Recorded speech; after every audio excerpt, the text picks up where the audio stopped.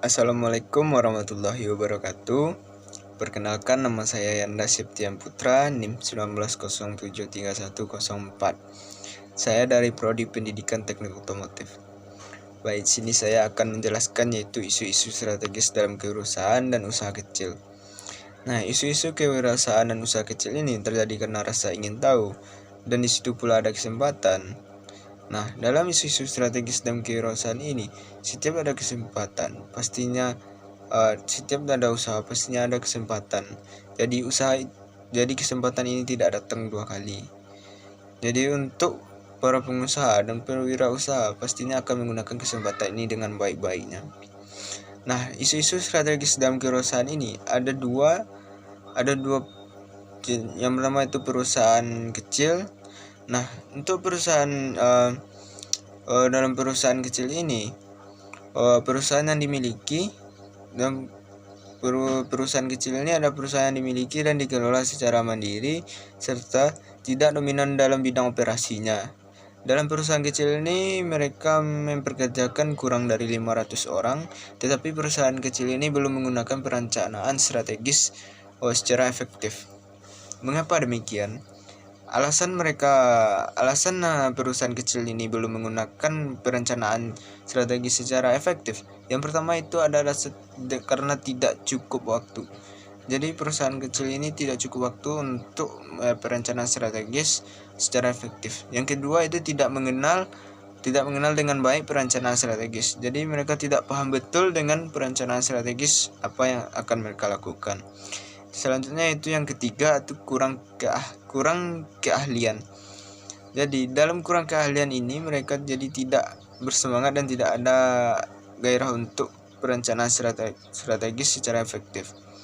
Nah, untuk selanjutnya itu yang keempat itu kurang rasa percaya dan keterbukaan.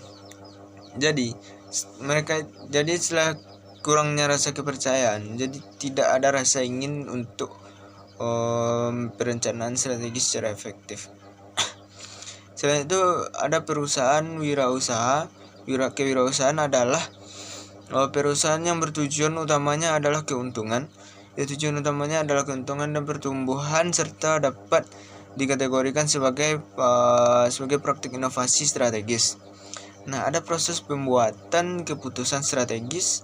Yang pertama itu mengembangkan ide-ide dasar. Jadi saat dikembangkannya ide-ide dasar, lalu yang kedua itu mengambil lingkungan untuk melihat faktor-faktor eksternal secara strategis, lalu melihat faktor-faktor internal secara strategis, lalu yang keempat itu menganalisa faktor setelah diamati lalu dianalisa faktor-faktor strategis, lalu yang kelima memutuskan berhenti atau lanjut.